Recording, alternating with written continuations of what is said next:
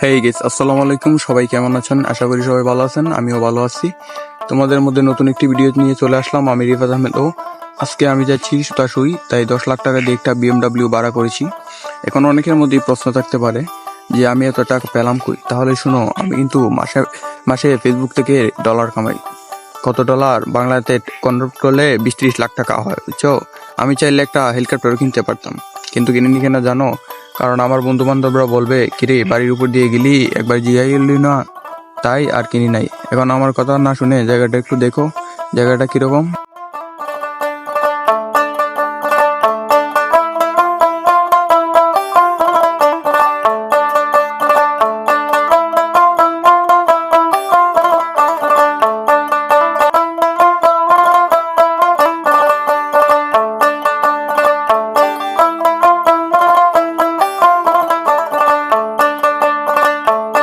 সেই যে নতুন হয়ে থাকলে অবশ্যই একটা ফলো দিয়ে আমাদের সাথে থাকবেন।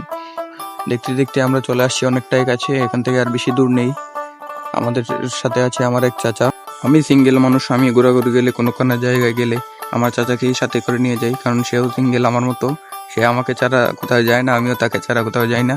তাই তো দেখতে দেখতে আমরা চলে আসলাম। দেখো, সেই পেলাম একটা মাজার। ভাবলাম মাজার একটু দেখে যাই। মাজারটা দেখেছিলাম। আমার চাচা একটা ঠান্ডা কিনতে গিয়েছিল দোকানে, কিন্তু দোকানে ঠান্ডা নেই বলে সে আবার চলে আসলো। তাই আমরা আবার গাড়িটা স্টার্ট করে দেখলাম। দেখো, আমরা চলে এসেছি। এটা হচ্ছে সুরমা চা বাগান, তেলিয়াপাড়া সুরমা চা বাগান, 47 রুট। এই জায়গাটিতে অনেক দূর থেকে পর্যটকরা আসে এই জায়গাটি দেখতে। জায়গাটির ভিউ আসলে অনেক সুন্দর। যে বাস্তবে একবার গিয়েছে তাকে বলতে হবে যে জায়গাটা অনেক সুন্দর। তো ভিডিওটি শেষ পর্যন্ত দেখলে আসলে দেখতে পারবা আমরা কোথায় কোথায় গিয়েছি। ভিডিওটি দেখতে থাকো। এই রাস্তা দিয়ে চুনারগড়ও যাওয়া যায়। এটা হচ্ছে চুনারগড়ের ফাঁড়ি রাস্তা। এই রাস্তা দিয়ে চুনারগড় খুবই তাড়াতাড়ি যাওয়া যায়, কিন্তু রাস্তাটা অনেক রিস্কি।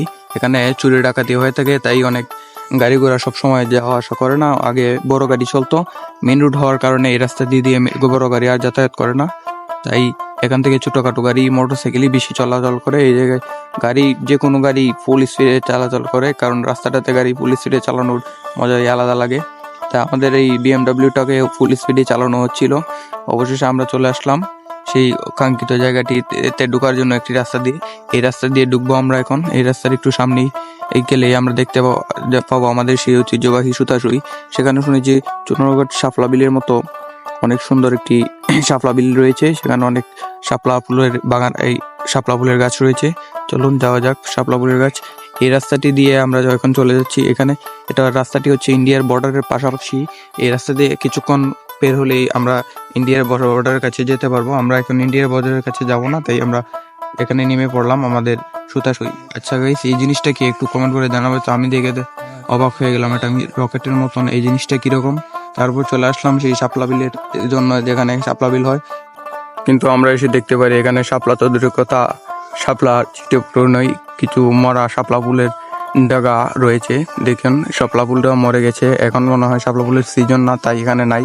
দেখতে পাচ্ছেন এখানে শাপলা ফুলের গাছগুলো মরে গেছে। আশেপাশে অনেকগুলো শাপলা এখানে ছিল, শুনছি ওর জায়গাটা অনেক সুন্দর লাগতো, তাই এসেছিলাম জায়গাটাতে বেড়াতে। কি করবো আর, কপাল খারাপ। তাই চলে আসলাম আবার বাড়ির দিকে যাওয়ার রওনা দিতে। এখানে একটু বড় দেশটা থেকে ভালো লাগলো, এখানে কয়েকটা ছবি টবি তুলে দেখতে আবার রওনা দিলাম বাড়ির উদ্দেশ্যে। তো গাইস, আজকের ভিডিওটা এই পর্যন্তই। ভিডিওটি যারা যারা শেষ পর্যন্ত দেখছেন সবাইকে অনেক অনেক ধন্যবাদ।